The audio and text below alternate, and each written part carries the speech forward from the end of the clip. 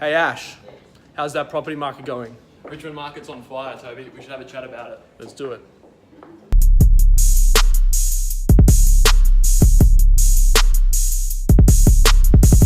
Hey guys, welcome back to the vlog.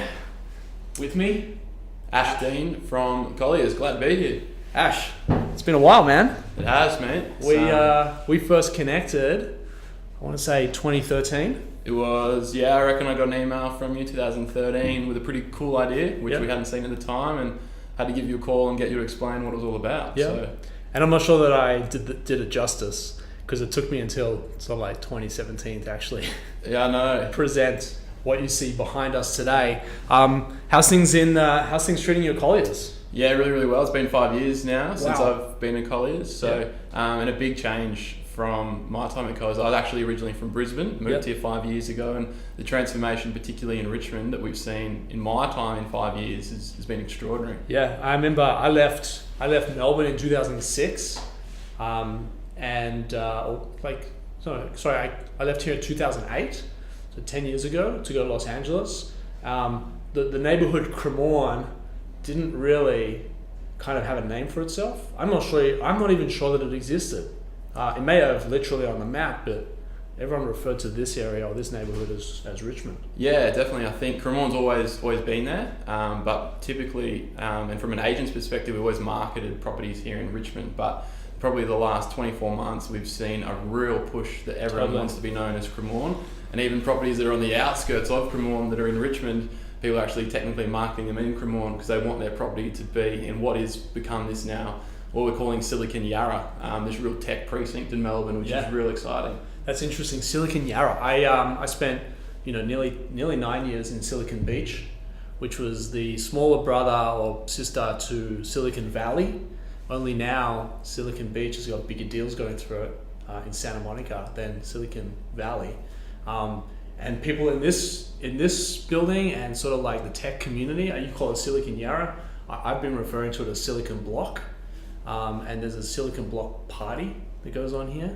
What are you seeing from a typical or traditional leasing agency sort of inventory holding? How is Colliers adjusting with sort of like the disruption to the market that's going on right now? Yeah, for me personally, a lot of our inquiries across the market, a lot of people want to be in this city fringe precinct. Yeah. Out of those inquiries, I would say 2/3 of those are people ringing up saying, "Hey Ash, what have you got for lease in Richmond? But don't send me anything corporate in a glass box. I want a converted warehouse. I want boutique space. I want something funky that represents my business." And the flip side of that is people are coming here because they want to attract the Gen Y worker. They want to attract the talent. The talent's here in the area. You see the sort of the names that are here. Myob, REA Group, car sales, they want to be here because they know this is where the young workforce want to be, work, live and play. So I think that's what it is, work, live and play. You've got the bars, restaurants, cafes around Richmond, it's first class. Totally. It's very interesting you talk about that. I had a massive inquiry maybe about 3 or 4 months ago now from a very, very large corporate out of the US that has holdings here. And they said that they were challenged. They could meet the financials, so if the employee was seeking X amount of dollars, they could match that. But what they couldn't match was sort of like the Facebook and the YouTube world and those environments or the Google offices.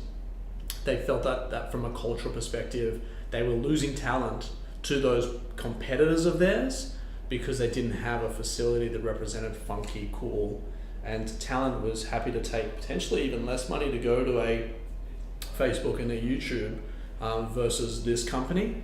And so they leaned on us a little bit. In the end, the deal didn't work. It was just kind of trying to fit sort of like a square peg into a round hole. But there's that huge demand.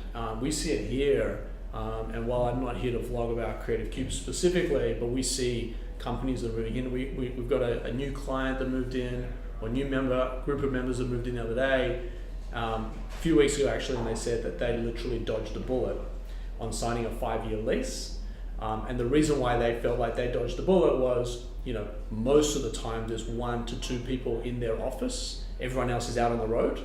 And it wasn't the lease and it wasn't the terms that they dodged, it was the loneliness of the people that were sitting in the office versus, hey, we can give you an office here and you're around vibrant, young, energetic, enthusiastic people on the daily, so boredom doesn't creep into your day. Yeah, well, it's interesting you say that. Like, the workplace as we know it is definitely changing. Totally. Me personally, being a real estate agent, I could work from anywhere as long as I've got my laptop and my phone. That's all I need. That's my arsenal of tools. That's my office. Sure. So whilst it's great having an office, I've got a fantastic space at Chadstone, pretty new office building there. I'm on the road a lot. Yeah.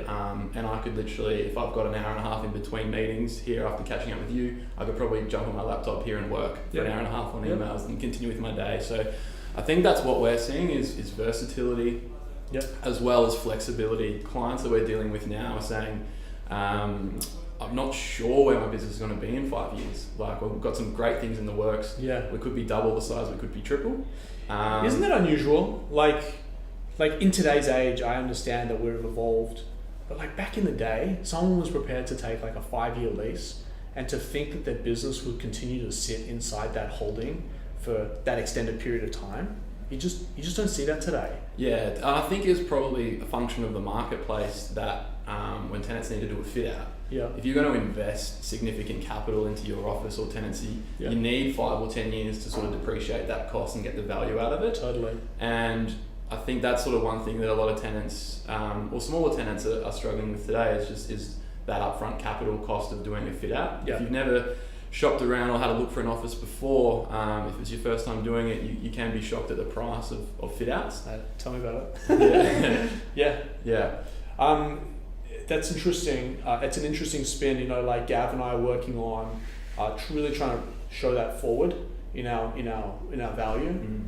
You know, on 100 and I think we did the maths the other day, on 100 and sort of like 80,000, 170 squares. Sorry, my head's still in the feet game. In 180 squares, you're looking at like, you know, $250,000 capex to deploy to create a space. You know, so like that $1,000 to $1,500 per square meter, which is a serious number. And if your business doesn't make it or gets crushed, and plus you then have to sort of like return the make good.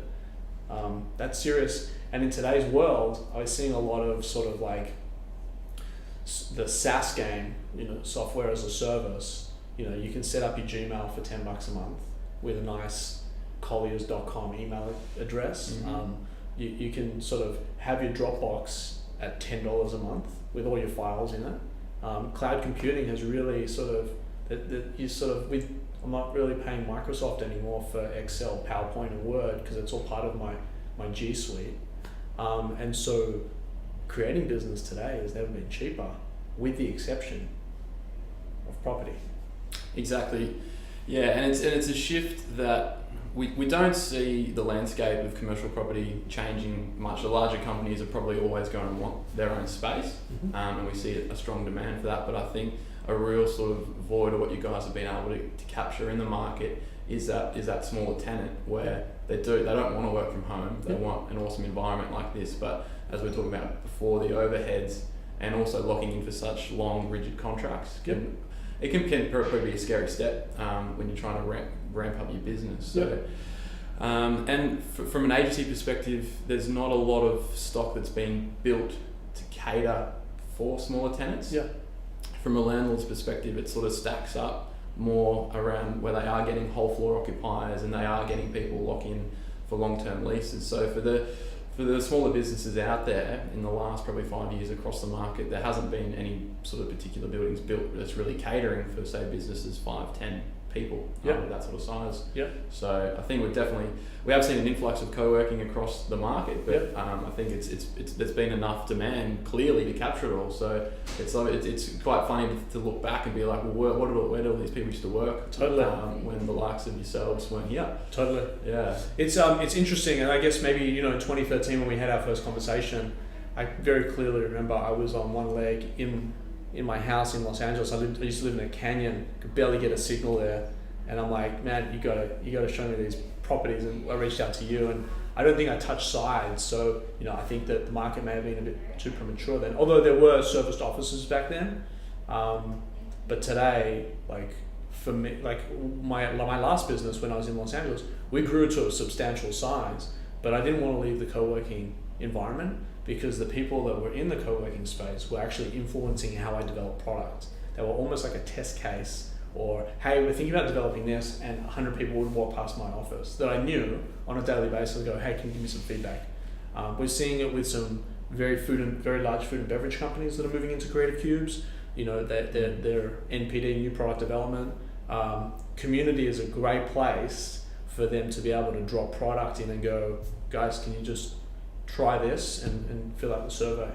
I think definitely we, as the market, understood it of what a serviced office was, and I think what people couldn't quite understand, because it's something you have to sort of see to believe, is the culture part of it, and understanding how you can grow the businesses. And then I think one thing that was evident when I came to the launch here last year, just like the event space and product launches and those sort of things, we don't see that across any serviced offices. That's what the co-working, the twist on it is. So, and I think you just walk in here, it just probably feels a bit more homely. Totally. Serviced offices can be a little sterile because everyone is in their own independent office. That's what it is. Whereas here it is more of that community space. So very cool, man. Well, I'm thrilled to have you on the vlog. Ash and I are going to be working together a little bit over the next little while, hopefully longer. When it comes to sort of as we grow, we're looking to leverage agents and skill sets and sort of inquiry and build a long-term relationship. But I'm glad that 5 years in at Colliers, 5 years here to Melbourne. Any aspirations of going back to Queensland?